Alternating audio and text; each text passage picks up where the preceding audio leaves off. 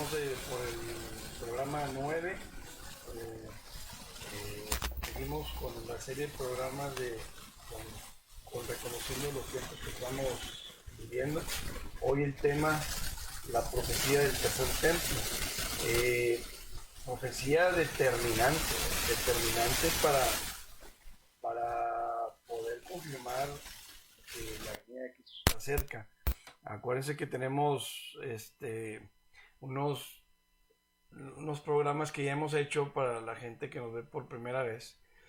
Estos programas llevan una secuencia y todos los programas están grabados ahí en nuestra página de Facebook o en la de la radio que se llama Radio Eterna. Radio Eterna.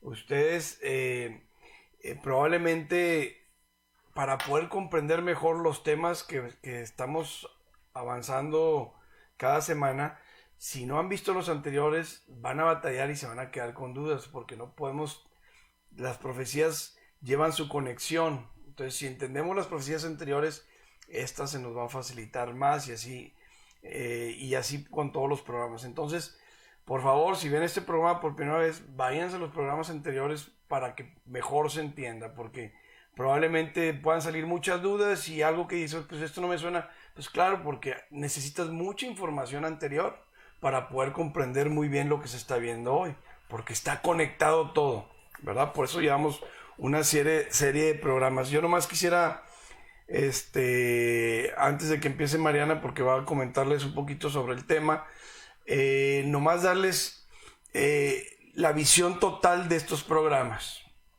O sea, porque si no se comprende la visión total, a lo mejor ver un programa aislado y no les va a ayudar en mucho, ¿verdad? Esta es una serie de 16 programas, ¿verdad? Que se planearon de principio a fin para sentar bases muy fuertes, cimientos muy fuertes en cuanto a profecía bíblica y en cuanto a los tiempos que estamos viviendo actualmente, que mucha gente está confundida con los tiempos que se viven actualmente.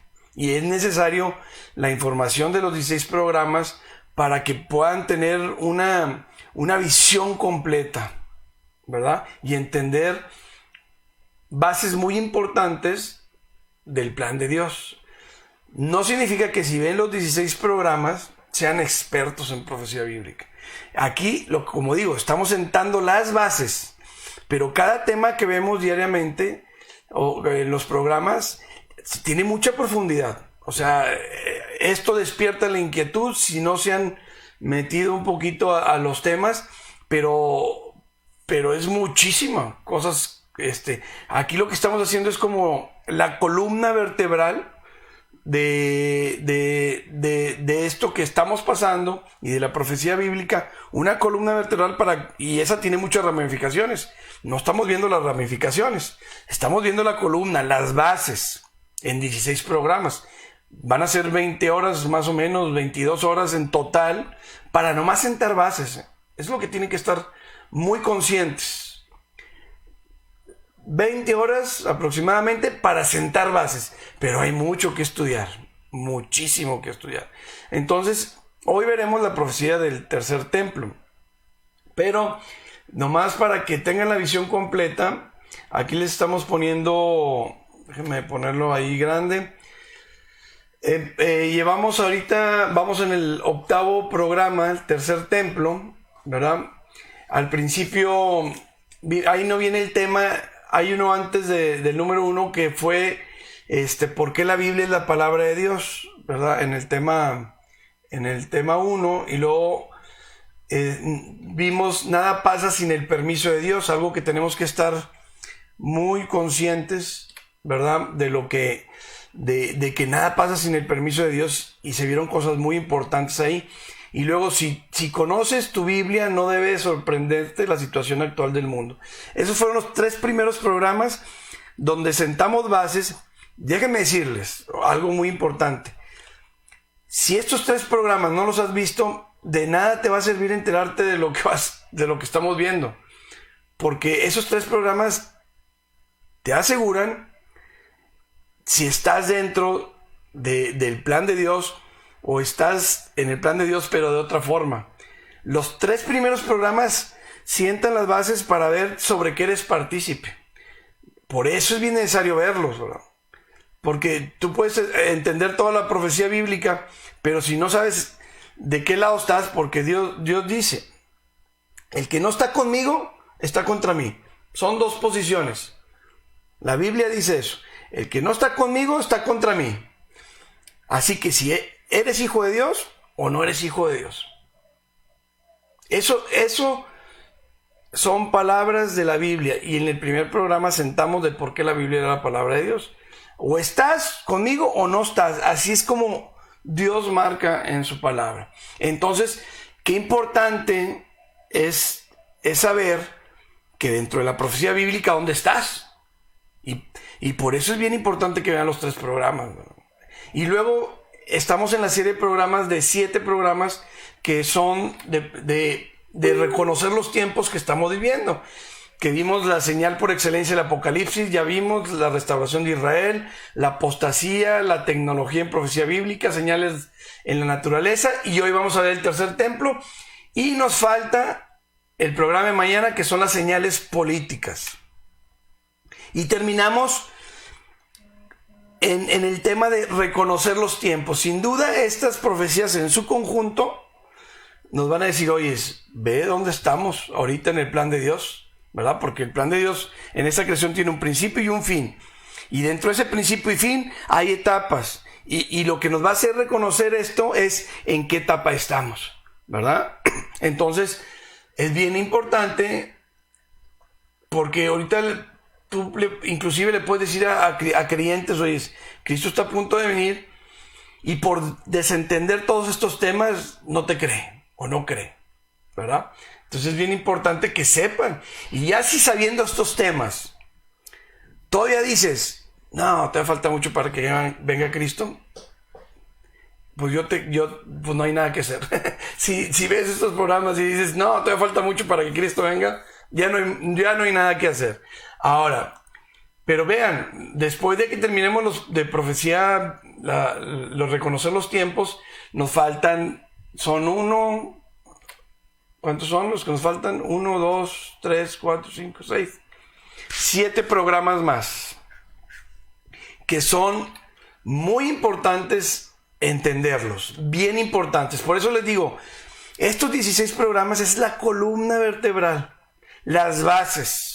Y a partir de ahí, con las bases ya puedes tú profundizar mucho en la escritura sobre profecías bíblicas. Entonces, ya dejando esto muy en claro, vamos a empezar con el tema, el tercer templo, la reconstrucción del tercer templo, que es una profecía de suma importancia para determinar que el tiempo está cerca, ¿verdad?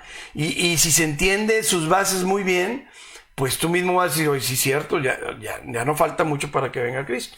Entonces vamos a empezar. Mariana, por favor, si quieres darnos las buenas tardes, porque no has hablado nada. Entonces, buenas tardes, empezamos con el programa y la bienvenida por parte de Mariana. Hola, buenas tardes, muchas gracias por estar con nosotros nuevamente. Esperamos poder ayudarles y servirles y que puedan aprender un poquito de esta profecía que realmente es fascinante, que es la profecía de la reconstrucción del templo de Israel. Ojalá podamos transmitirles un poco esa emoción por aprender cada día más acerca de los tiempos en los que estamos viviendo, acerca de Dios que dice en su palabra, acerca de que Cristo pronto viene y de cómo lo estamos como iglesia esperando, ¿verdad? Y que también tú tengas esa hambre de conocer cada día más y más la palabra del Señor y puedas andar en esos caminos hermosos que el Señor nos puede estar llevando, en donde permanentemente vas a tener problemas. Es una mentira aquellas doctrinas que luego te dicen que cuando aceptas a Cristo se acaban los problemas. Eso es una falacia realmente. No es algo que Cristo haya prometido. Cristo dijo que en el mundo vamos a tener aflicción, pero que debemos de confiar en Él porque Él ya venció al mundo. Entonces, pero sin duda caminar de la mano del Señor, aunque vengan tormentas, aunque vengan situaciones difíciles en nuestras vidas, es algo fascinante. Y como yo siempre les digo a las personas que me ha tocado compartirles, o sea, como quiera vas a tener los problemas. Ahora que si tú sabes y te las avientas solo, o te las avientas de la mano del Señor, que es el Todopoderoso, que puede ayudarte y puede rescatarte y puede salir adelante, sacar adelante de estas situaciones. Pero como hoy tenemos muchísimos tema muy amplio y es un tema fascinante, así que trataré de no desviarme, porque luego de repente me desvío del tema. Pero hoy trataré de no desviarme porque es un tema que me encanta, que es la historia de cómo se fue creando el pueblo de Israel y cómo llegaron hasta la hasta la construcción del templo. Y pues vamos entrando ya en tema, porque luego nos consumimos los minutos. Muy bien, entonces vamos a ir poniendo unas presentaciones mientras Mariana va a comentar de cómo sepamos un poquito de historia del templo de los judíos, ¿verdad? Así es. Vamos a empezar con un versículo. Primero, Dios llamó a Abraham, ¿verdad? Para iniciar con este pueblo fascinante, la nación de Israel, ¿verdad? Dios llama a Abraham y le hizo 7 promesas, nada más 7 promesas, que aquí hay que tener algo muy importante. Están vigentes. Eso es tremendo. O sea, estas promesas están vigentes. A lo mejor hay una cierta interrupción mientras está la era de la iglesia. Por eso hay que ver los programas anteriores. Así es. Mientras está la era de la iglesia puede haber una cierta interrupción. Pero estas promesas son eternas. No se han invalidado. Entonces, por favor, Mariana, ¿me ayudas aquí a leerlo? Así es. Vamos a leer esto que es Génesis 12 del 1 al 4. Antes de leerlo, es muy importante lo que dice Vicente, que estas promesas tienen validez. Debemos de saber que Dios no es hombre ni hijo de hombre para cambiar de opinión. Lo que Él promete, eso se hace. En Él no hay sombra de variación. Entonces, cuando Dios hace un pacto, cuando Dios te dice, voy a bendecirte de esta manera, eso es algo que va a ser perpetuo. O sea, aunque cambien las circunstancias, aunque cambien, como hemos visto en circunstancias anteriores, la manera de trabajar del Señor, su palabra es su palabra. Y Dios siempre va a cumplir su palabra. Entonces también podemos descansar en esa confianza y súper importante que entendamos esta parte. El pueblo de Israel no ha sido desechado. El pueblo de Israel está, como diríamos, en stand-by, mientras los que no somos israelitas somos insertados, y no porque nosotros lo merezcamos, sino porque Dios en su misericordia volteó a vernos y nos está dando la chance de ser parte de su pueblo como un injerto. Y después Dios va a trabajar con el pueblo de Israel porque Él no dijo hasta aquí, ya no quiero Israel, y lo desechó. Simplemente es un tiempo en el que nosotros estamos entrando por la gracia del Señor, por la obra del Señor Jesucristo, a ser parte del pueblo, aunque no seamos judíos, como si fuéramos adoptados, por decirlo de alguna manera. Pero el pueblo de Israel sigue siendo, como dice la palabra del Señor, la niña de los ojos de Dios. Y es muy importante que entendamos eso, porque a veces también podemos decir, es que nosotros somos la niña del ojo de Dios. No, la palabra dice que Israel es la niña de los ojos del Señor. Y eso no cambia, eso no va a cambiar nada más porque Dios ahorita está trabajando de otra manera. Y es súper importante recalcar esto, porque a veces cuando no tenemos bien esta base podemos confundir cosas que vienen en la Biblia que son para nosotros como iglesia o cosas que vienen en la Biblia que son para el pueblo de Israel, y entonces es cuando podemos andar un poquito volátiles en la situación de que no sabemos qué creer, cómo funciona. Pero si tenemos esta base sabiendo que el pueblo de Israel aún sigue siendo el pueblo del Señor, entonces podemos entender un poquito más, sobre todo en el tema profético. Muy bien, entonces leemos el versículo.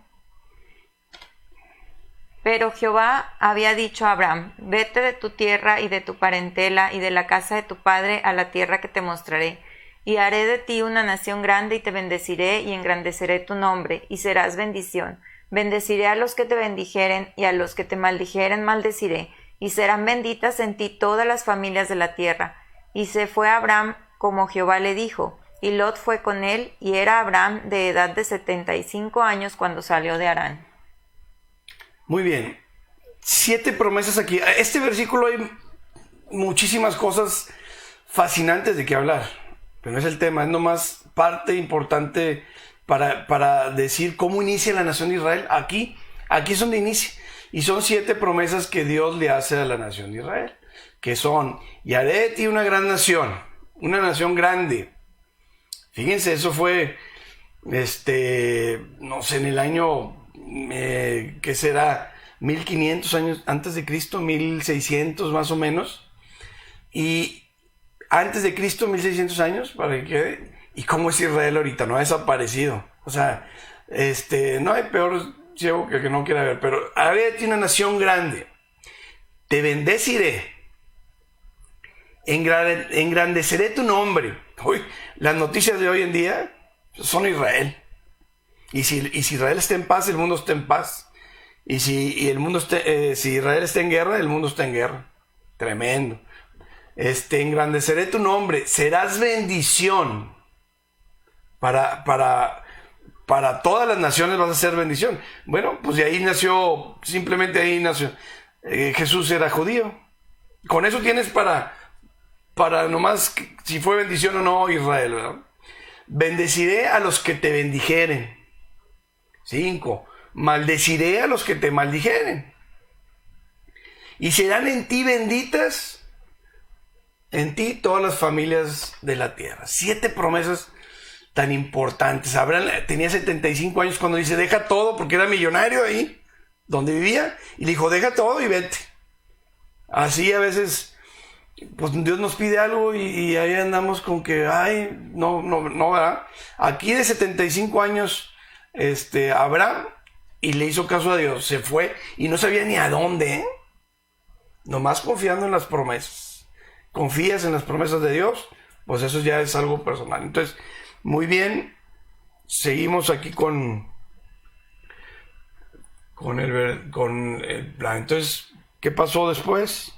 Bueno, entonces aquí tenemos que esta promesa maravillosa que le hace Dios a Abraham, de que va a tener un hijo, que bueno, es una historia fascinante, por favor, a los que les encanten las historias ahí padrísimas de la Biblia y no la conozcan. Entonces ya Abraham tiene un hijo que se llama Isaac, no sin antes tener ahí un relajo, ¿verdad?, que se armó, pero bueno, esa es otra historia.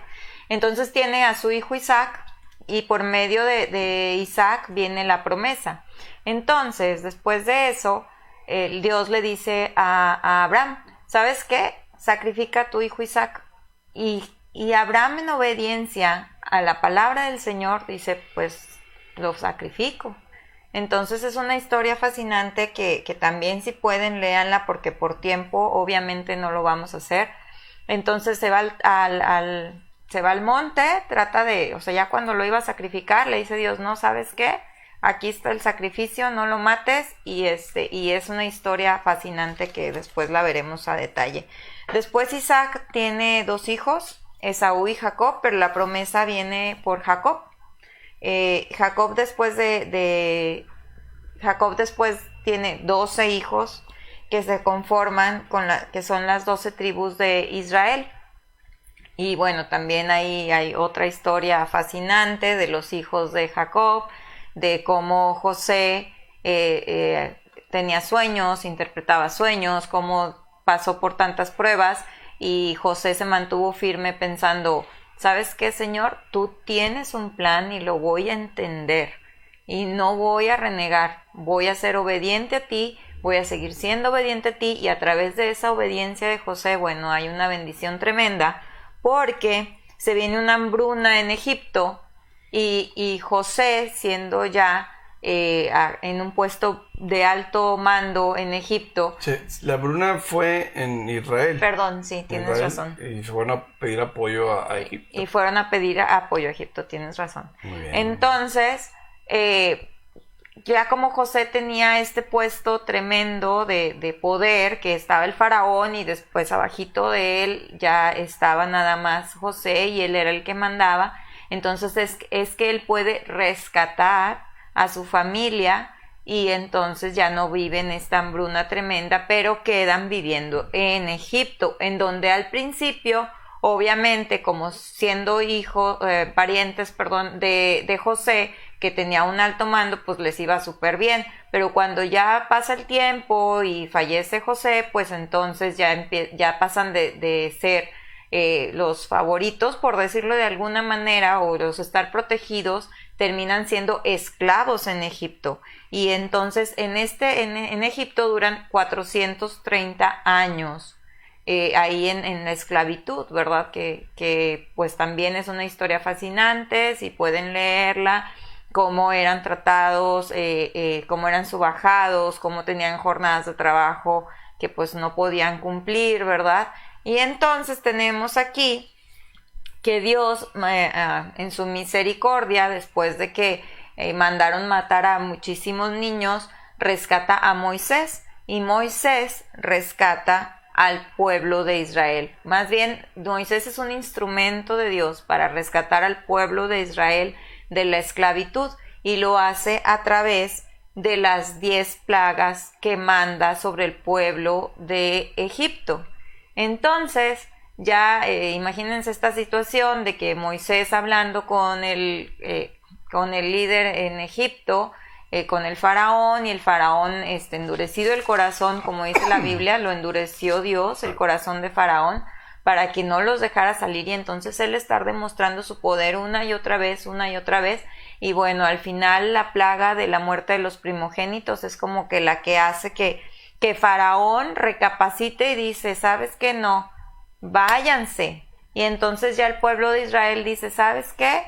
Le dice Dios, pues ahora pídele al vecino y oro y todo lo que le dan, y la misma gente de Egipto todavía le da cosas al pueblo de Israel para que se vayan, pero en el camino, pues ya entonces el faraón se da cuenta como diciendo, chin, pues ¿qué hice? ¿Por qué los dejé salir de aquí? Y se va detrás de ellos, y entonces también una historia fascinante en donde llegan al Mar Rojo y se quedan, pues me viene persiguiendo el faraón y enfrente de mí hay un mar, ¿y qué voy a hacer? Y entonces el Señor en su maravilloso poder abre el Mar Rojo y puede pasar el pueblo y del otro lado se quedan cuando empiezan a ver que el Mar Rojo se cierra y se traga a Faraón y a su ejército y a todo, y entonces ya no hay quien los persiga. Y esta es una historia, me encanta esta historia, porque entonces también la Biblia, cuando ya están del otro lado del Mar Rojo, que cuenta la Biblia básicamente y literalmente, que ellos estaban danzando, que estaban cantando, que decían que el Señor echó al mar al faraón y que era el que los perseguía. Imagínate aquí como si que a veces podemos ver la Biblia, la verdad es que como algo, una historia que me están contando o algo que estoy leyendo como un libro histórico, pero la realidad de las cosas es que la palabra dice que es viva y eficaz. Entonces imagínate esto, que te van persiguiendo y de repente, o sea, el Señor literalmente se traga a los que te están persiguiendo, porque el mar se los tragó. Entonces, es hermoso ese pasaje donde dice, y cantaban y danzaban y estaban en esta alegría diciendo, Señor, nos rescataste, y es algo maravilloso. Después de esto, que creen que luego ya, como todos que luego somos bien ingratos, empiezan a caminar por el desierto, y en un camino que les hubiera llevado semanas, lo que sucedió es que terminaron dando vueltas 40 años. ¿Por qué? Por la desobediencia. Y esto es algo que podemos meditar siempre en nuestras vidas y decir, ¿qué tanto estoy obedeciendo a Dios? Y a lo mejor estoy aquí dando vueltas, perdiéndome de bendiciones que el Señor quiere para mi vida, y no las estoy teniendo por el simple hecho de no estar en obediencia. Entonces eso es algo para meditar después, que no tiene que ver con profecía, sino con nuestra vida práctica y nuestra vida diaria. Bueno, entonces un tramo que tenían que recorrer en muy poco tiempo, terminan dando vueltas ahí por 40 años, porque el Señor les dice, ¿saben qué? Pues ahora esta generación no va a entrar a la tierra prometida.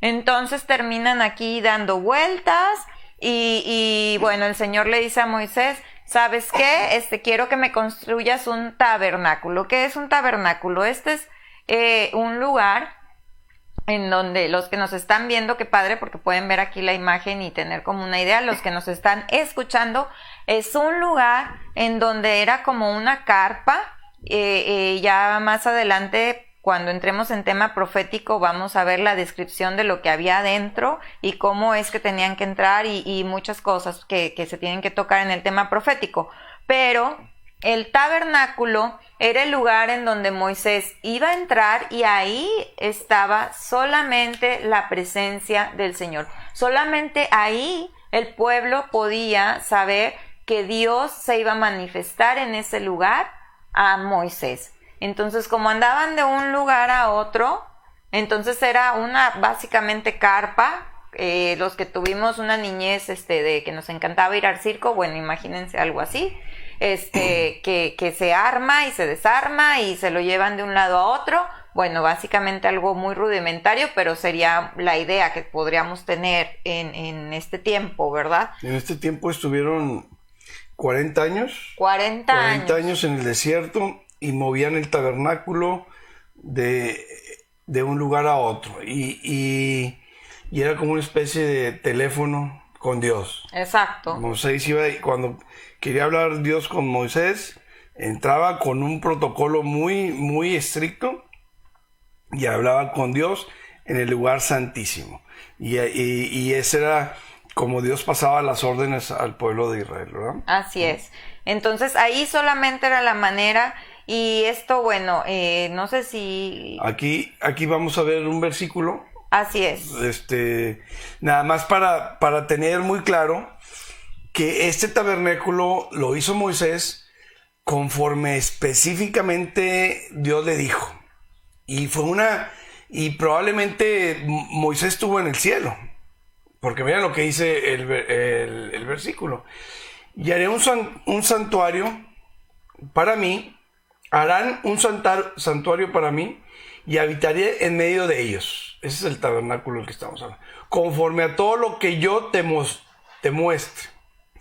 El diseño del tabernáculo y el diseño de todos sus utensilios, así lo haréis, ¿verdad? Y fíjense aquí en Hebreos 8:5, los cuales sirven a lo que es figura y sombra de las cosas celestiales, como se le advirtió a Moisés cuando iba a erguir el tabernáculo, diciéndole, mira, haz todas las cosas conforme al modelo que se te ha mostrado en el monte, ¿verdad? Este tabernáculo, o sea, hay un templo en el cielo que Dios le mostró y dijo, así como lo viste acá, hazlo igual en la tierra. Entonces ahí hay un templo celestial, el que está en el cielo que Dios le mostró a Moisés. Hay un templo terrenal, que es el tema que vamos a ver hoy, el templo terrenal, y hay el templo espiritual. 3 templos. Ahorita está operando el templo espiritual, porque nosotros somos ¿qué? Espiritual, mi cuerpo, y templo, somos el templo del Espíritu somos Santo. Templo del Espíritu Santo. Entonces el templo no es un lugar físico hoy en día. Por eso aquí algo importantísimo que hay que comprender, porque mucha gente está desesperada por ir a la iglesia, porque ahí está la presencia de Dios. Pero la Biblia dice que nosotros somos templo del Espíritu Santo. El templo ahora no es como el tabernáculo, no es como el tercer templo que es de paredes, que ahí estaba la presencia de Dios, sino el templo no es físico. Ahora el templo es la iglesia. Entonces tú puedes estar muy bien aprendiendo de Dios, estando en comunión con Dios donde estés. Y puedes también perder comunión con Dios si estás practicando pecado, ¿verdad? Entonces, a nosotros somos el Espíritu Santo. Entonces, tres templos. Fíjense aquí cómo hay un templo en el cielo, en Apocalipsis 11:19. Y el templo de Dios fue abierto en el cielo. Y el arca de su pacto se veía en el templo. Es la visión que Juan tiene cuando le dicen el libro de Apocalipsis. Hay una visión que él ve cosas en el cielo y vio el templo. Entonces hay un templo en el cielo, un templo celestial, un templo físico ¿verdad? Que es el tema de hoy, y el templo espiritual que somos nosotros, ¿verdad? Entonces, 3 templos: el terrenal, el espiritual y el celestial. Proseguimos con el tabernáculo, por favor. Entonces, este tabernáculo, que también más adelantito el tema ya va a entrar Vicente, como que cómo está distribuido y todo, como les decía ahorita, porque ya es parte de estudiar la profecía, saber cómo estas situaciones. Entonces, ya después de que hace Moisés el tabernáculo, llegan a la tierra prometida. Pero pues ya saben, ¿verdad? Como todos, pues ellos veían. ¿Me perdí algo? Antes sí, nomás comentar que el tabernáculo, aquí lo voy a poner más grandecito para explicarlo bien, tiene tres puertas. Aquí está la primera parte y aquí podía entrar muchas personas. Pero a partir de la puerta siguiente, ahí ya nomás podían entrar los sacerdotes. Y luego a partir de la siguiente puerta, ahí entraba Moisés para hablar con Dios, solo Moisés. Y así consistía el tabernáculo, que curiosamente la primera puerta se le traduce como el camino, y luego la siguiente la verdad, y luego al final la vida. Y Cristo dijo: yo soy el camino, la verdad y la vida. Todo esto era sombra y prefigura de lo que Cristo haría. Estudiar todo esto es fascinante, porque todo lo que se hacía en el Antiguo Testamento era sombra y prefigura de lo que Cristo haría, ¿verdad? Entonces, después, fíjense muy bien, de entrar a la siguiente puerta, allá donde nomás Moisés entraba, estaba el Arca de la Alianza, ¿verdad? Este es el Arca de la Alianza. Y después, allá dentro del Arca de la Alianza, estaban la vara con la que Moisés abrió el Mar Rojo. Estaba maná, que era como alimentaba Dios al pueblo. Todos los 40 años llovía pan del cielo, maná. Dios los alimentaba y les daba ciertas reglas para poder alimentarse con el maná. Y estaban las tablas de los 10 mandamientos allá adentro. Ahí es donde hablaba Moisés con Dios, ¿verdad? Y seguimos ya con lo de la tierra prometida. Así es. Entonces ya después de estos 40 años en donde están dando vueltas y vueltas en el desierto, bueno, ok, fallece Moisés, queda a cargo Josué, y a Josué sí le da a Dios la oportunidad de que entre con el pueblo a la tierra prometida, que obviamente no era, pues ya habían muerto muchos de los que salieron de Egipto. Pero bueno, el pueblo de Israel, viendo que todos los pueblos de alrededor sí tenían reyes, y pues no entendiendo que el rey de reyes y señor de señores pues es Dios mismo, entonces empiezan a presionar y empiezan a decir: pues sabes qué, yo también quiero un rey, yo también quiero un rey, yo también quiero un rey. Aquel que se siente identificado, pues póngase a cuentas con el Señor. Nada, es broma. Pero sí, o sea, solemos hacer eso como seres humanos. O sea, vemos lo que hacen los de alrededor y estamos: yo quiero uno, Señor, yo quiero uno, pero es otro tema. Bueno, el punto es de que estaban viendo que los pueblos de alrededor pues tenían reyes, y pues ellos decían: yo también quiero un rey, yo también, hasta que Dios les dijo: está bueno, ahí va tu rey. Bueno, entonces ya ungen a Saúl, que al principio pues sí estaba como muy emocionado acá sirviendo al Señor, pero pues ya después pues se le sube el ser rey, y pues ya hizo cosas que después pues no eran tan gratas a los ojos del Señor, así que el Señor pues lo quita y pone al rey David, que no es el de las mañanitas, porque luego dicen: ese rey David no tiene nada que ver. Pues este es un rey que su vida es fascinante, porque eran un montón de hermanos, y entonces, ¿qué creen? Que Dios, ahí va Samuel, que era el profeta que tenía que ungir a este rey, y empieza a ver a todos los hermanos, y todos los hermanos de que fortachones y fuertes y así, y decía: este no, y así, ¿no? Y entonces él, pues ya había pasado por todos los hermanos, y le dice al papá: oye, pues que no tienes otro hijo, pues ya todos, Dios me dijo aquí que de ninguno de estos es. Dice: sí, allá está uno que es pastorcito allá en el monte, ¿verdad?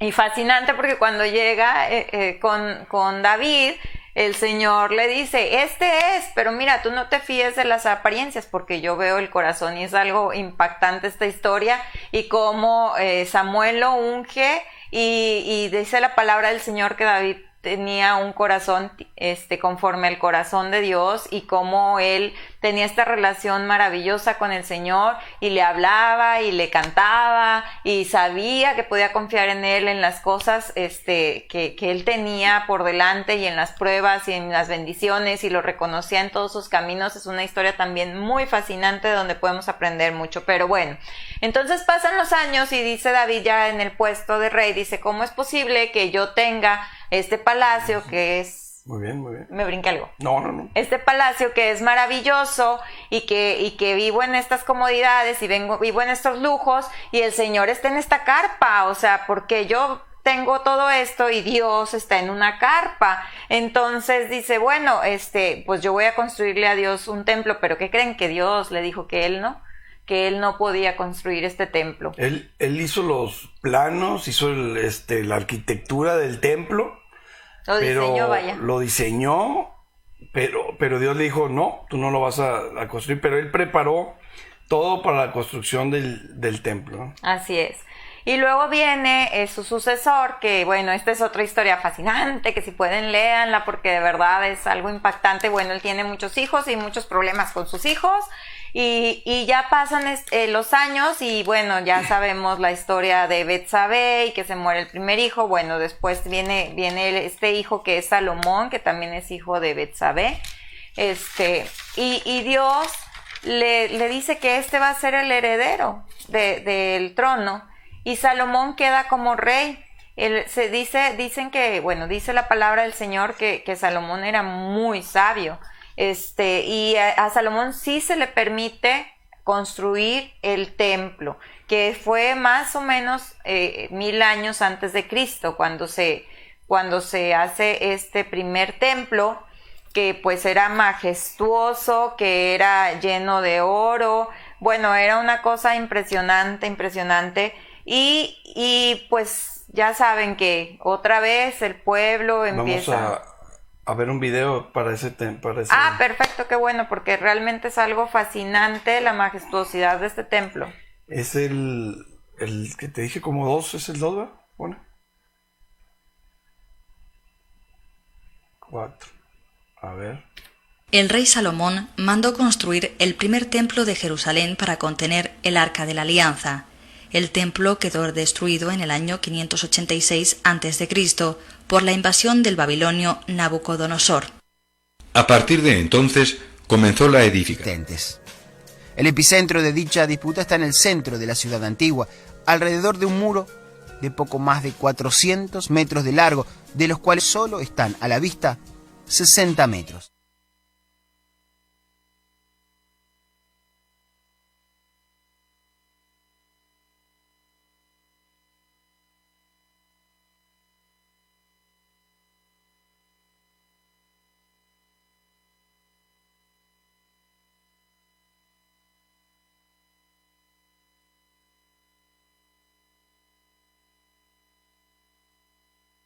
El rey Salomón mandó construir el primer templo de Jerusalén para contener el Arca de la Alianza.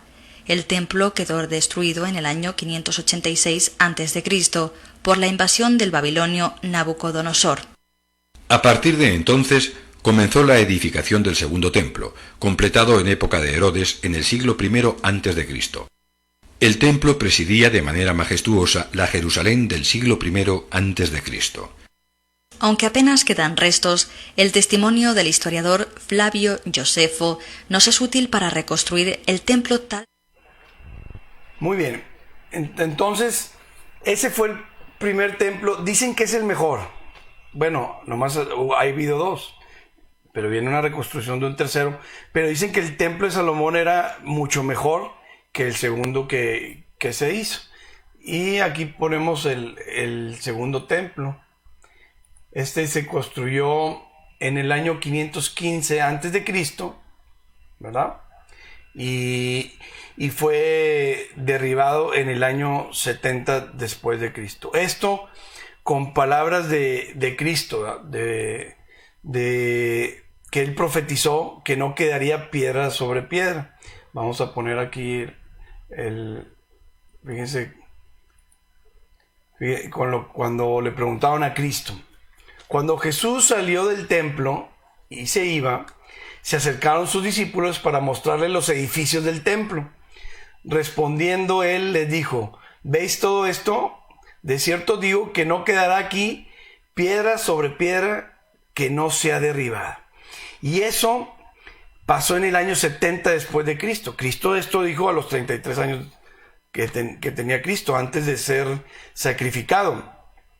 Pasaron 30 años aproximadamente más, 35 años, y ese templo, literal, como Cristo dijo, que no quedaría piedra sobre piedra, así pasó.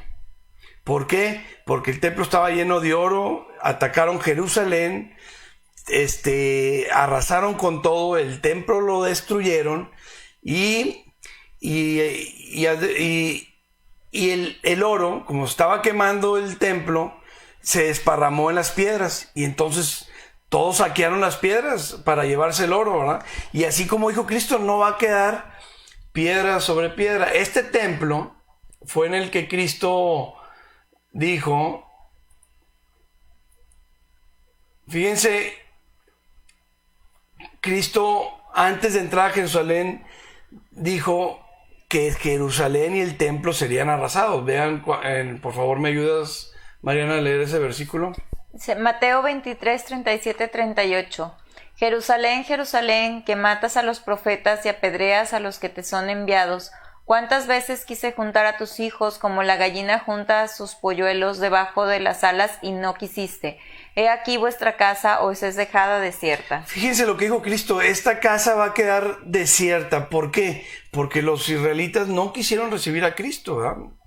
Y aquí hay algo bien importante, porque Juan dice, a mí no me quisieron recibir, pero sí van a recibir a otro. Y eso tiene que ver con el anticristo, que vamos a tomar temas más adelante, ¿verdad? No me quisieron recibir a mí, pero sí vas a recibir a otro. Entonces Cristo dice, he aquí vuestra casa va a quedar desierta. Y eso pasó en el año 70 después de Cristo. Arrasaron con Jerusalén y arrasaron con el templo. Aquí este mismo templo es cuando Cristo llega, y por ahí yo quisiera comentarles algo, porque oye, si eres cristiano no te puedes enojar. Pues vean lo que hizo Cristo aquí. Se enojó muchísimo. ¿Por qué? Porque estaban alterando su palabra, estaban haciendo las cosas que su palabra no decía, y eso a un cristiano le debe indignar cuando se altera la palabra de Dios. Hay que tener un celo por entender muy bien la palabra de Dios, porque cuando Cristo se enojó fue cuando alteraron su palabra. Y a veces dicen, no te puedes enojar, un cristiano no se debe enojar. Si Cristo lo hizo. Pero hay que enojarse por las cosas que son necesarias, ¿verdad?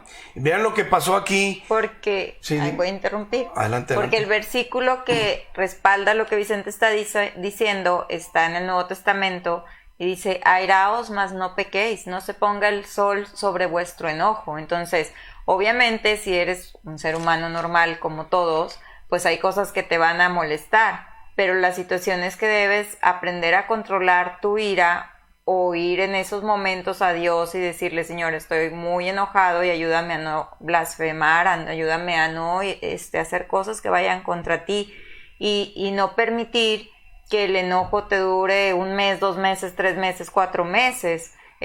O sea, es obvio que como cristianos tampoco podemos ponernos una etiqueta de decir, mi vida es perfecta y yo ni lloro, ni me enojo, ni me entristezco, ni nada, y yo puro gozo y alegría. Obviamente tenemos el gozo de la salvación, pero también pues hay cosas que nos duelen, que nos entristecen, y gracias a Dios que tenemos a Jesucristo, que es un sumo sacerdote que se compadece de nuestras debilidades, ¿verdad? Entonces debemos de tener eso muy claro. Muy bien.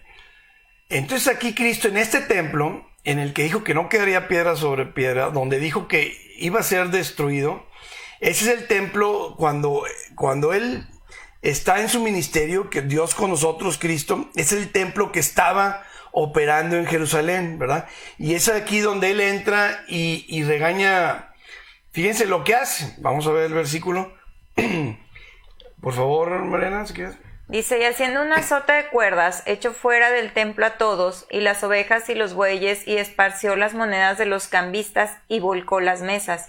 Y dijo a los que vendían palomas, quitad de aquí esto, y no hagáis de la casa de mi padre casa de mercado.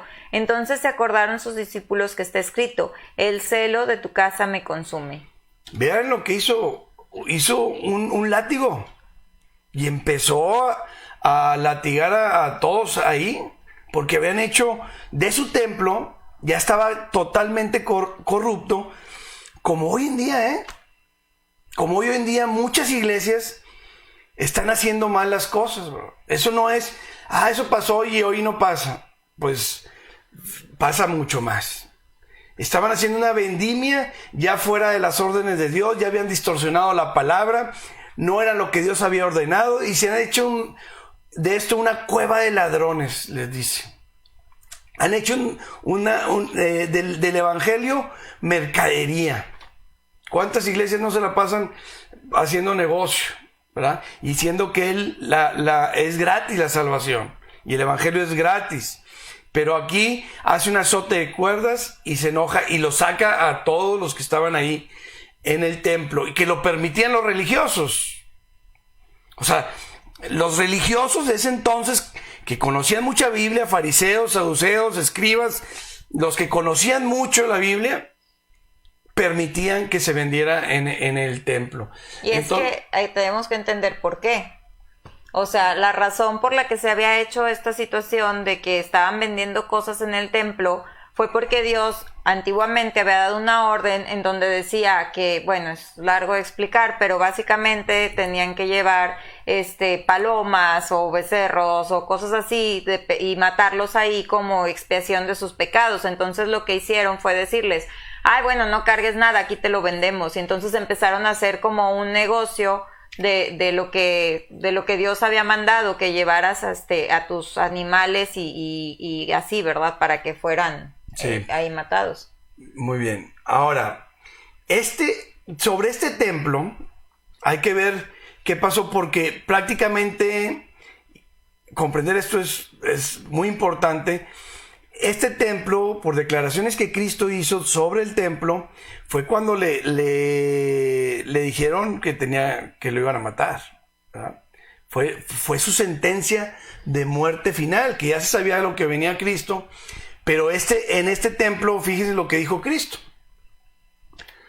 Dice, y los judíos respondieron y le dijeron, ¿qué señal nos muestras ya que haces esto? Y respondiendo Jesús les dijo, destruir este templo y en 3 días lo levantaré. Dijeron luego los judíos, en 46 años fue edificado este templo y tú en 3 días lo levantarás. Mas él le hablaba del templo de su cuerpo. Fíjense lo importante de aquí, porque él hablaba de que en 3 días iba a resucitar y iba a levantar el templo espiritual del que hablamos. Vean la importancia de entender todo esto. Dicen, túmelo y yo en 3 días lo levanto. Y así pasó, porque él en 3 días resucitó y la iglesia tiene 2000 años. Y es el templo que hoy está, el templo espiritual. Que este templo espiritual se tiene que ir para volver a poner el terrenal. ¿Entendemos? Este templo espiritual, que somos la iglesia, porque no puede haber 2 templos. Y esos son templos autorizados por Dios. Entonces, se derriba el templo que no podía existir porque ya se estaba gestando la iglesia. Ahora es el templo espiritual. Este templo se tiene que ir por medio del arrebatamiento de la iglesia. Vamos a ser sacados y se va a volver a construir este templo, ¿verdad? El templo terrenal. Muy bien. Entonces, vean, vamos a volver otra vez a leer el versículo, por favor. Y los judíos respondieron y le dijeron, ¿qué señal nos muestras ya que haces esto? Respondió Jesús y le dijo, destruid este templo y en 3 días lo levantaré. Dijeron luego los judíos, en 46 años fue edificado este templo y tú en 3 días lo levantarás. Mas él hablaba del templo de su cuerpo. Muy bien, esta historia leanla completa, porque prácticamente fue lo que los los judíos fueron y le chismearon a los sacerdotes lo que había dicho, y eso fue lo que en la sentencia que le hicieron, en un juicio que hicieron todo corrupto, a él le dijeron es pena de muerte, ¿verdad? Entonces, después de comprender todo esto sobre el templo, dice, ahora, porque el templo somos nosotros, ¿verdad? La iglesia, los hijos de Dios, formamos el templo espiritual. Fíjense lo que le dice Cristo a la mujer samaritana. Por favor, Mariana. Mas la hora viene y ahora es cuando los verdaderos adoradores adorarán al Padre en espíritu y en verdad, porque también el Padre tales adoradores busca que le adoren. Dios es espíritu y los que le adoran en espíritu y en verdad es necesario que adoren. Muy bien. O sea, el templo somos nosotros y donde sea tú puedes adorar a Dios. No necesitas las cuatro paredes ni nada, porque nosotros somos templo del Espíritu Santo. Aquí Cristo comenta aquí esto porque una samaritana que le preguntó, hoy dónde debemos de adorar, ¿verdad? Sí, porque los judíos dicen que allá y los de Samaria dicen que acá. Y Cristo les dice, pues no es ni allá ni acá. Va a venir el tiempo que los verdaderos adoradores alaben en espíritu y verdad. Y eso puede ser en tu casa, en la calle, donde andes, la obediencia a la palabra. Simplemente con obedecer la palabra, tú estás adorando a Dios. Cuando oras, estás adorando a Dios. Cuando lo alabas, estás adorando a Dios. Y van a venir esos tiempos. Estás equivocada. No es ni en el templo allá de los judíos y no es en el templo que ustedes tienen. Va a llegar la hora que verdaderos adoradores en espíritu y en verdad. Y eso es lo que en la etapa que estamos ahorita, en el templo espiritual. Pero es importante aclarar, porque creo que a veces después dicen que decimos cosas que no decimos, ¿verdad? A ver. A otros, no nosotros. Entonces, lo que no estamos diciendo es que te dejes de congregar. Eso no lo estamos diciendo. Congregarse es bíblico. Así es. Entonces, muy bien, qué bueno que eso aclaras. no lo estamos diciendo para que después nos digan, no nos vayan a decir que nosotros dijimos que no se congregaran. Congregarse es bíblico. Sí, a lo que vamos es que hay mucha inquietud por parte de los creyentes de que, oye, si no vas a la iglesia, oye, si la situación está así, tú puedes adorar a Dios y es muy agradable a Dios donde tú estés, ¿verdad? No necesitas ir a la iglesia porque si no, no está la presencia de Dios. La presencia de Dios está en nosotros. Así es. Nosotros somos templo. Ahora ya no es un templo dice Dios, ahora ya no es un templo de piedras, ¿verdad? De bardas. Ahora es un templo espiritual, ¿verdad? Y por eso es la razón de que no te preocupes tanto. Y ya cuando digan que nos podemos congregar, adelante, porque es bíblico, ¿verdad? Es necesario congregarse, pero eso no te debe poner preocupado, ¿verdad? Ahora, vean, entramos a la profecía. Todo este antecedente era muy necesario para comprender de qué estábamos hablando. Hay dos templos. Yo nomás quiero que sean construidos porque creo que le dimos muy rapidito. El primer templo lo hace Salomón y fue construido en el año 1000 aproximadamente antes de Cristo. Y lo tiraron, lo destruyeron el imperio babilónico por la desobediencia de Israel otra vez. Venían profetas a advertirles, oye, Dios está enojado.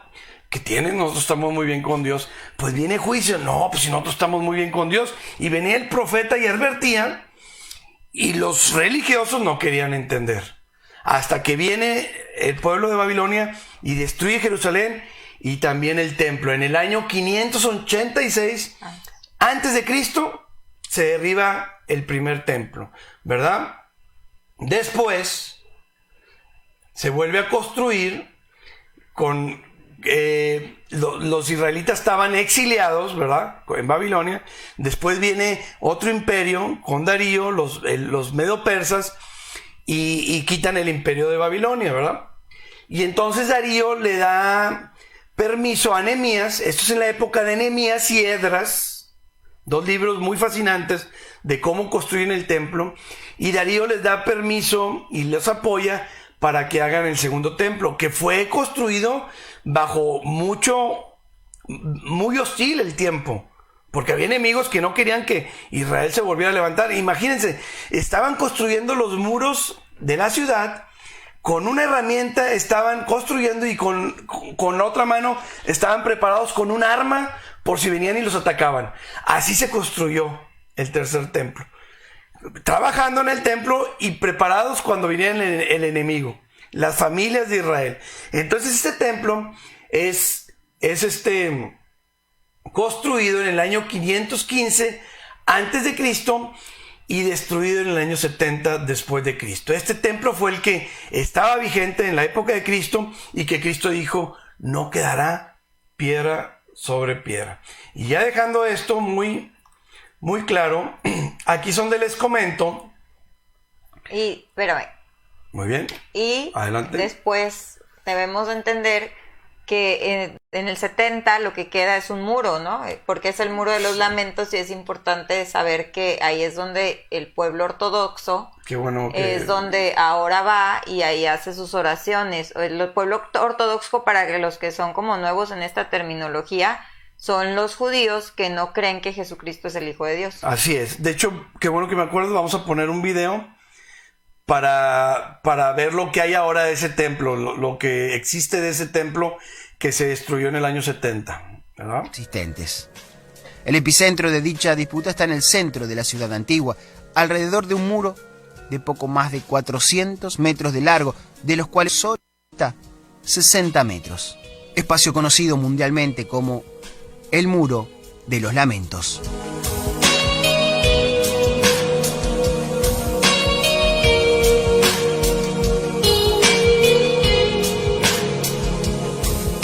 Ese trozo de muro, esa parte de una muralla que rodeaba el antiguo templo de Jerusalén construido hace 2500 años, es lo único que quedó en pie del templo de los judíos. Es una parte muy pequeña de aquella gran estructura. Me cuesta imaginar lo que sería ver el templo original completo.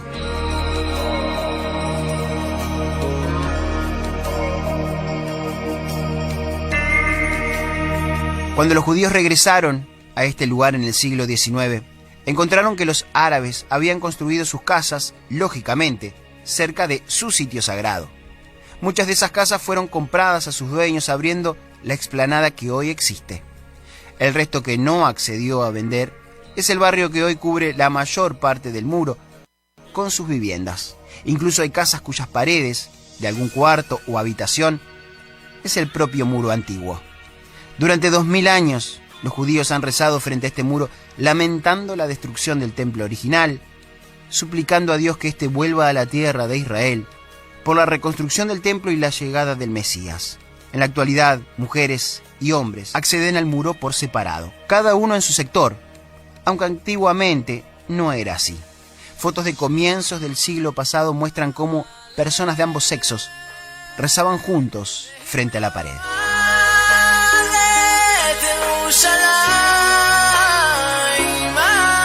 Parte de la tradición es dejar un papel con un pedido personal entre las grietas del muro. El lugar sagrado es un espacio de respeto y actividad religiosa, y también es una de las atracciones turísticas más importantes de Israel. Cualquier persona puede llegar sin importar su nacionalidad o credo. El único requisito para los hombres es colocarse la kipá, símbolo judío que representa que Dios está por encima de hombres y mujeres y todas las cosas. Los turistas, que lógicamente no tienen uno de esos pequeños sombreros circulares, pueden tomar uno gratuitamente en la entrada. Por lo general siempre hay gente en la explanada, pero los viernes, cuando comienza la celebración del Shabbat, una multitud de judíos llega de diferentes partes hasta aquí. Mientras que muchos se muestran solemnes, con costumbres y formas particulares de orar, otros viven el momento con alegría y efusividad.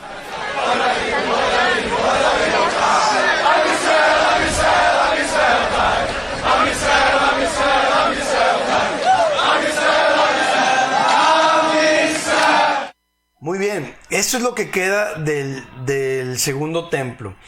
Pero ¿qué es lo importante de esto? Y aquí es bien importante que el tercer programa que tuvimos, o el cuarto, que le pusimos como título El Apocalipsis, señal por excelencia, para comprender mejor esto que vamos a ver, pues es muy necesario que lo hayan visto, y si no hay que verlo, porque ahí explicamos la etapa que hay de juicios, ¿verdad?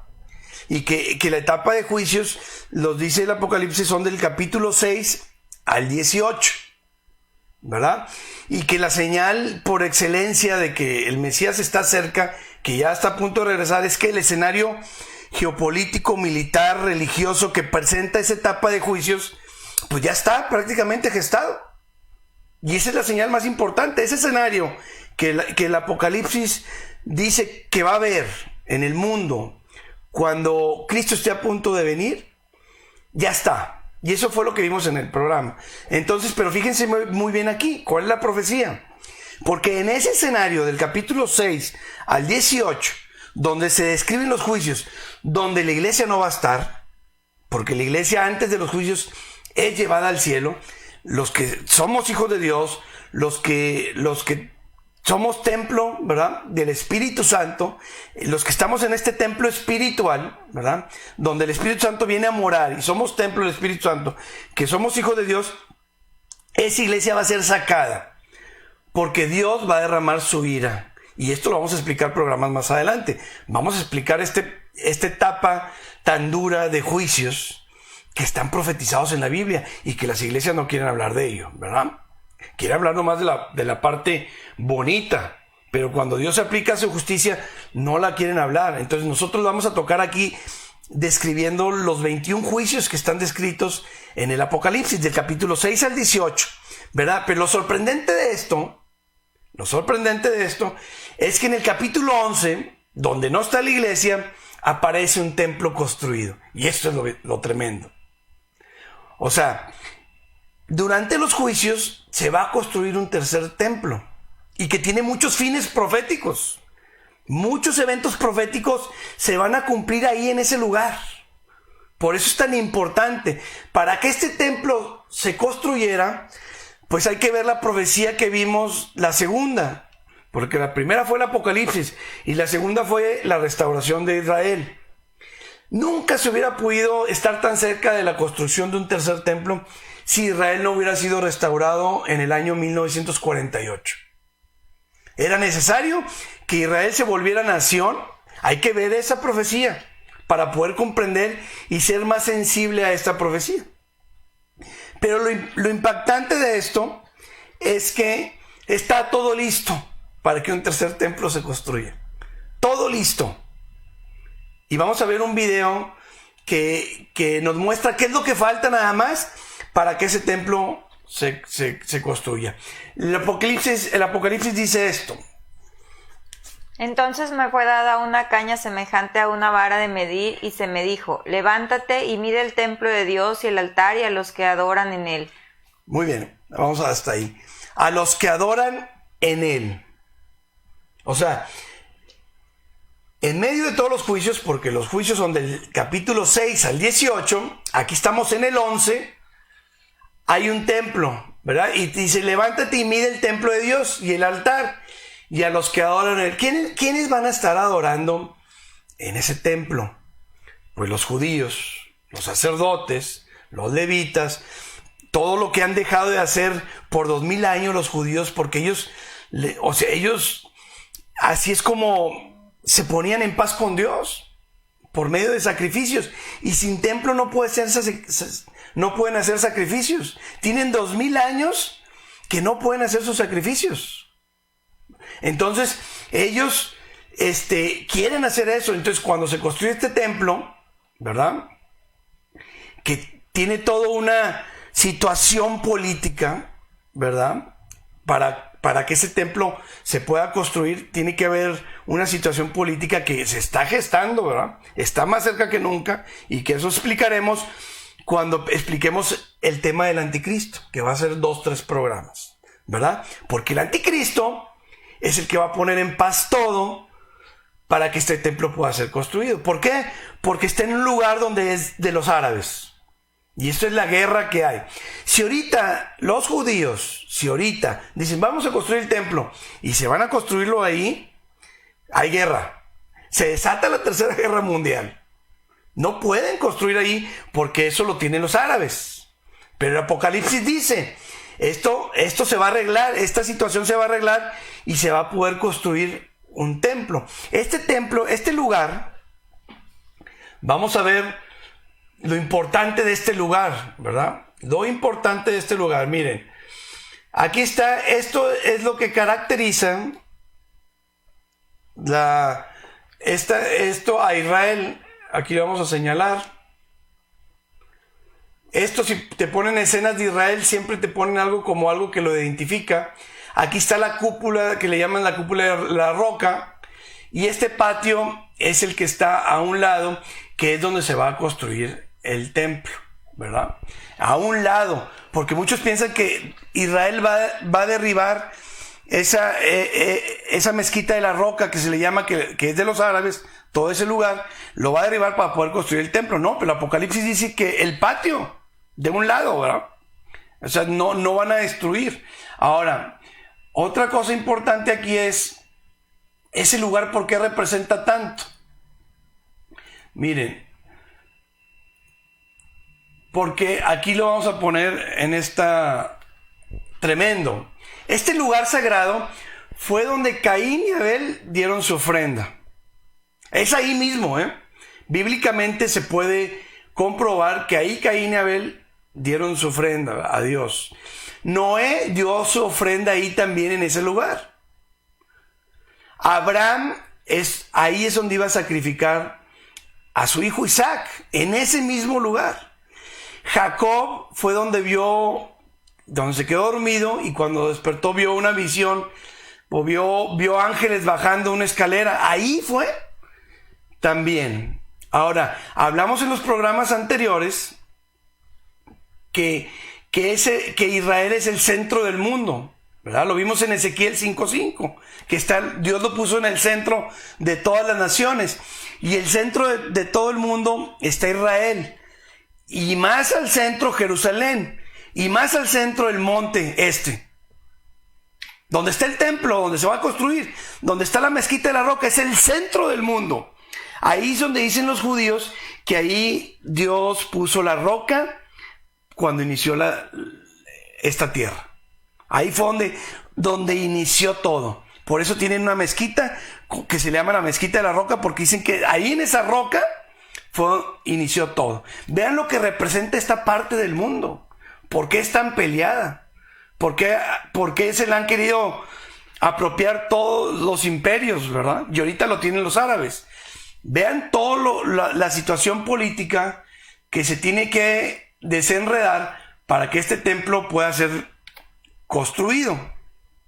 Ahora, hay esta página de internet donde ustedes se pueden dar cuenta de todos los avances que hay sobre la construcción de este templo.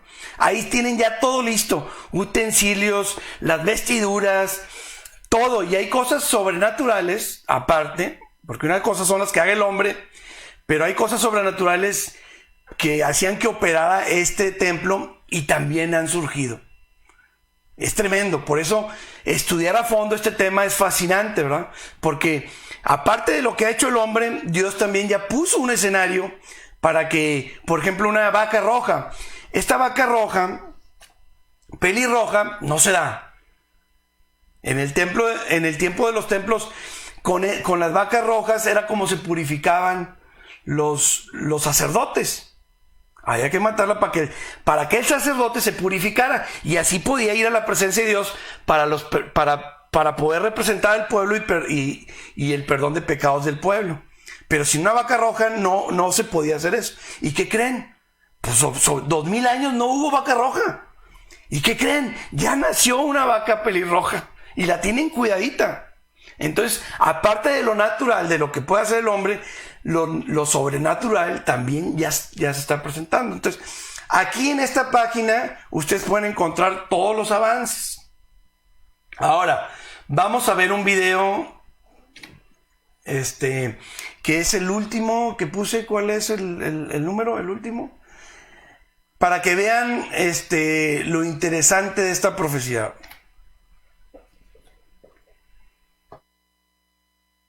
Voy a conocer a uno de los rabinos que ha dedicado toda su vida a este sueño. Hola, Gracias. ¿Es usted Yehuda? ¿Puedo darle la mano? Puede intentarlo. Muchas gracias. Nunca sé si puedo dar la mano o no. La organización de Yehuda Glick ha estudiado todos los detalles sobre el templo que están recogidos en las escrituras sagradas para así poder reconstruirlo. Se han recaudado decenas de millones de euros a fin de empezar la construcción cuanto antes. Yehuda ha preparado incluso una mezcla sagrada de incienso. Huele muy bien. La gente vendrá al templo y querrá reunirse con Dios con los 5 sentidos. Querrán estar lo más cerca posible de Él. De los 5 sentidos, el más espiritual es el olfato. Así que cuando una persona entra a Jerusalén y respira hondo, inhala algo sagrado. Al olerlo, siente que aquí está más cerca de Dios. Llegaban a estornudar por el fuerte olor a incienso de Jerusalén. Me confunde usted con lo que dice, porque habla de ese ritual como si aún se practicase, pero luego habla en pasado. ¿Los judíos siguen celebrando ese ritual? Era algo que sucedía todos los días en el templo, hasta hace 2000 años, cuando los romanos destruyeron el templo sagrado. Esperemos que pronto sea reconstruido. Con la reconstrucción del templo, el incienso volverá a estar en el altar a diario. Aquí tenemos el altar del incienso, hecho de madera de acacia cubierta de oro. ¿Es oro puro? Sí, es oro de verdad. Es de madera de acacia cubierta de oro y está listo para ser utilizado en cuanto yo reciba la llamada. ¿Qué llamada? ¿De Dios? ¿De quién? La llamada del gobierno de Israel, de Naciones Unidas, en la que me digan que tenemos permiso para construir el templo. Entonces la llamaré a usted para que me ayude a trasladar las cosas, porque todo esto está listo para utilizarse en el tercer templo. ¿Podemos ir al lugar de construcción? Vamos. ¿Por aquí? Sí.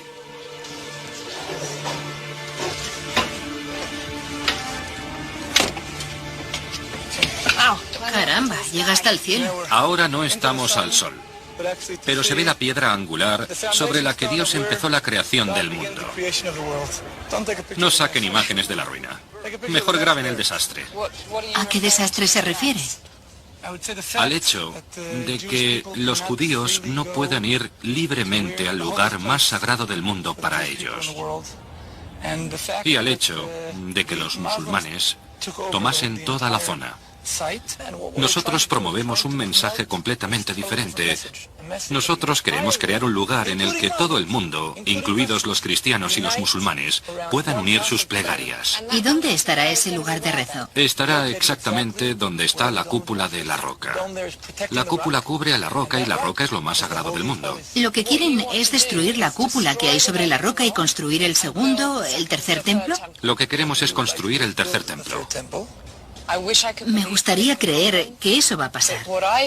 Pero lo que creo es que si intentan construir un templo judío en terreno musulmán, podrían causar un conflicto o incluso una guerra. ¿De verdad les compensa? ¿Sabe usted los puestos de trabajo que creará para los árabes y los judíos? ¿Y cómo contribuirá a la economía del Estado de Israel? Además de crear una relación mucho más espiritual entre la humanidad. Prepárate para el juicio. Atentamente, Apologetic Science.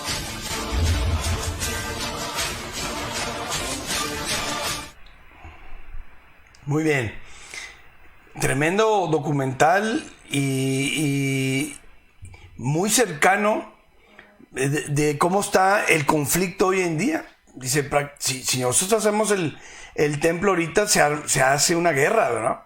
¿Y quién creen que va a resolver todo esto? Esto se va a resolver porque en la etapa de juicios hay templo construido. Pues el anticristo. Ahora, vean lo que dijo el rabino. Está esperando una llamada. Una llamada nada más. De las Naciones Unidas y luego el primer ministro de Israel para que se firme el acuerdo que garantice la paz al construir el templo. A ver si comprendimos. Está esperando una llamada de las Naciones Unidas al primer ministro de Israel, o sea, al presidente de Israel, para que se firme el acuerdo que garantice la paz al momento de construir el templo. ¿Y quién creen que va a arreglar esto? El anticristo. Por eso y de una manera al principio dócil, porque él su entrada de escenario al mundo, cuando se manifieste, viene con una falsa paz y va a arreglar muchas cosas, no nomás eso, ¿verdad? Ahora, ¿sí? Algo que debemos de entender y los que hemos ahí estudiado un poquito, y lo fascinante de esto es que este pleito, o sea, a lo mejor nosotros como nacimos ya sabiendo que había un pleito entre Israel y los árabes, es para nosotros como hasta cierto punto normal decir, pues están en guerra. Pero lo que debemos de entender nosotros es que esta situación de árabes contra israelitas viene desde Abraham.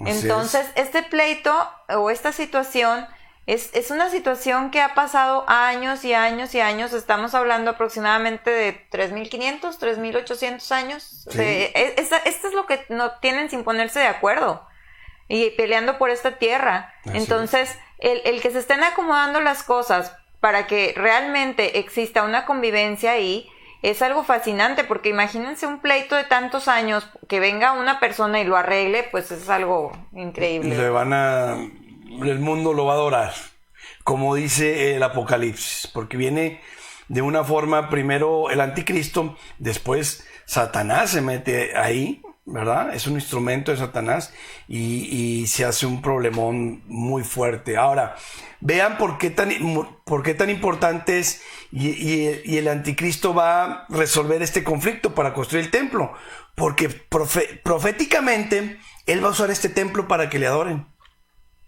De un inicio los judíos, pero la profecía dice que a mitad de los 7 años de los juicios, el anticristo se va a meter ahí para que le adoren. ¿Y saben qué? Todo el mundo le va a adorar.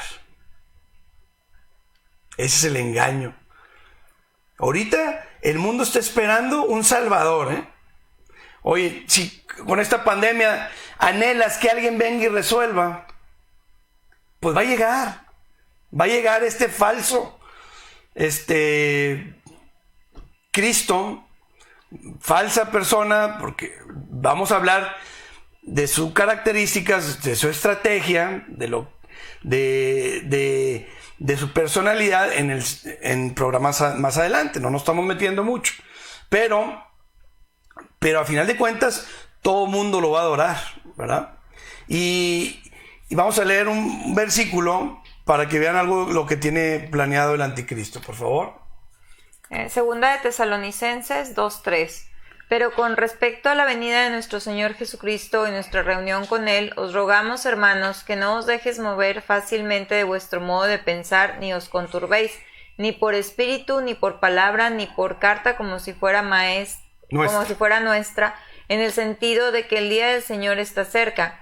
Nadie os engañe de ninguna manera, porque no vendrá sin que antes venga la apostasía y se manifieste el hombre de pecado, el hijo de perdición, el cual se opone y se levanta contra todo lo que se llama Dios o es objeto de culto, tanto que se sienta en el templo de Dios como Dios, haciéndose pasar por Dios.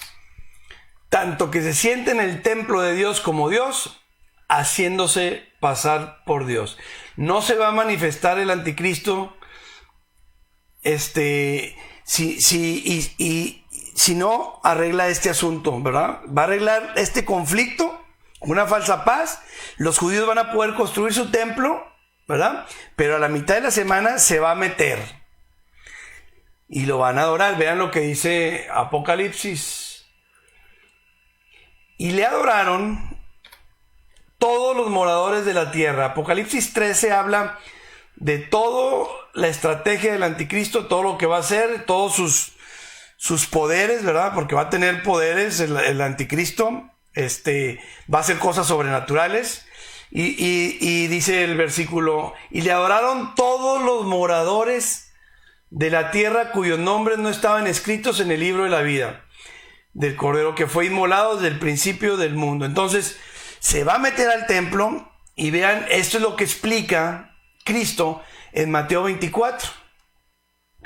Por lo tanto, cuando veáis en el lugar santo, o sea en el templo, la abominación desoladora de la cual habló el profeta Daniel, el que lea entienda.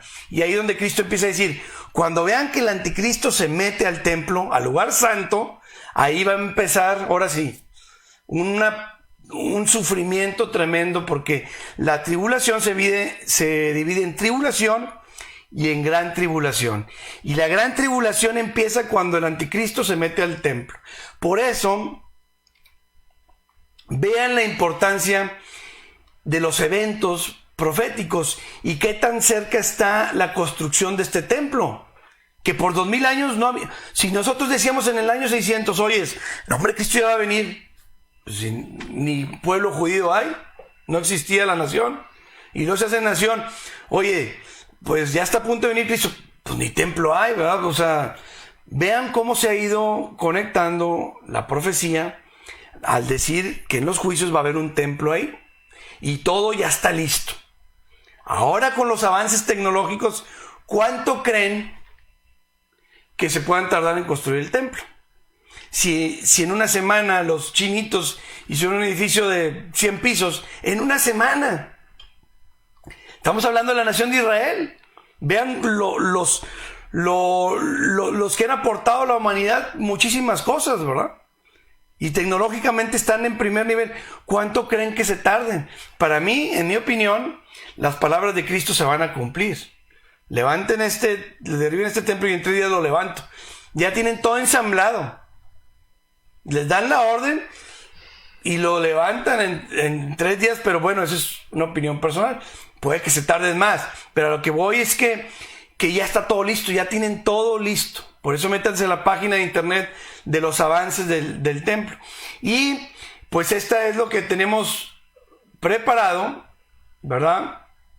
El siguiente tema, para terminar las señales, que para reconocer los tiempos, son las señales políticas que va a haber y que se están cumpliendo. Pero hoy vimos ya la profecía del tercer templo. Esperamos hayamos dado un buen asunto histórico para entender lo profético y lo importante, y de tener bien acomodada la profecía bíblica. Porque algunos, por mala interpretación, no toman en cuenta esto del tercer templo, ¿verdad? Por mala interpretación de la profecía bíblica. Entonces, hermanos, terminamos con el 8º programa, 9º, ¿verdad?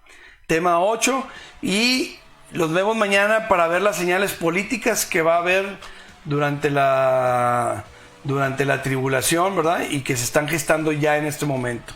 ¿Algún comentario, por favor? Rapidito, porque ya estamos sobre tiempo, pero creo que algo que me ha estado dando vueltas durante el programa es realmente que nos quede claro el hecho de que en estos tiempos el Espíritu Santo mora en los que reciben a Jesucristo. Y eso es el templo que habla Vicente acerca de que nosotros somos templos del Espíritu Santo. Y qué importante es que tengamos esta relación con Jesucristo, y que si tú dudas de si tú eres hijo de Dios, de si tú dudas de que si Jesucristo está en ti, que puedas tomarte un tiempo esta noche y decir en tu habitación encerrado, donde nadie se va a enterar, ponerte de rodillas y decirle: Señor, yo te recibo, yo sé que Jesucristo es tu Hijo, yo te recibo. Y cuando tú hagas esta oración en la intimidad de tu casa, en la intimidad de tu habitación, donde nadie te ve, dice la palabra que cuando lo hacemos así, el Señor luego en público nos recompensa. Pero independientemente de la recompensa, yo creo que debemos de estar seguros realmente. Si Jesucristo viniera hoy en la noche, si viniera mañana, yo me iría. Entonces, qué importante que tomes ese tiempo, que vayas a tu habitación, que digas: Señor Jesucristo, te recibo. Y cuando tú recibes al Señor Jesucristo, eres sellado con el Espíritu Santo, y entonces el Espíritu Santo mora en ti y tu cuerpo se vuelve un templo del Espíritu Santo. Y esa es yo creo que es la mayor insistencia de por qué se hacen estos programas, porque Jesucristo vino por las almas y dio su vida por las almas. Entonces, qué importante de verdad es que tomamos esa conciencia y que digamos, a lo mejor dices: bueno, es que como iglesia no me va a tocar pasar los juicios, y yo para qué quiero saber. No, tienes que saber Dios de qué te va a rescatar. Dios te está advirtiendo, va a pasar esto, y no por temor vas a recibir a Jesucristo, sino porque Jesucristo derramó su sangre en la cruz, tuvo una muerte cruel para que tú y yo fuéramos librados de todo esto. Esa es la importancia del conocimiento, de entender a Dios, de saber lo que hay en su corazón, y por eso nos dejó esto, por eso nos dejó la Biblia. O sea, independientemente de que si nosotros ahorita estamos dando un panorama profético o no, que puedas decir tú, ¿qué dice la palabra de Dios? Y que ojalá que estos programas te sirvan como una base para que tú tengas esa hambre y digas, a ver, ¿en dónde dice? A ver, dijeron este versículo, voy a seguir leyendo, voy a seguir estudiando, voy a profundizar en lo que el Señor a mí me quiere decir, en lo que tiene para mí, para mi vida. Porque algo bien importante es que cuando Jesucristo muere, ese tercer templo, cuando Vicente ahorita les explicaba las 3 partes del templo, es que ese velo es rasgado de arriba hacia abajo, y entonces es mismo Dios diciéndote, ya no necesitas que alguien venga a interceder por ti, ya no necesitas venir con alguien y decirle, puede rezar por mí, puede ayudarme. No, es Jesucristo muriendo por ti y Dios mismo diciéndote, mandé a mi hijo para que ahora tú tengas esa libertad y puedas venir conmigo y puedas hablar conmigo directamente, y yo soy tu papá que te está esperando con los brazos abiertos y que quiere rescatarte de todas estas cosas. Entonces, bien importante que tomes en serio las cosas del Señor, que sepamos que los tiempos están cerca, que debemos de entender que el tiempo de gracia se va a terminar y que Dios misericordiosamente nos está diciendo, estoy aquí aún para ti. Muy bien, pues muy importante, porque aquí está la base de todo. Hagan esa oración de aceptar a Cristo.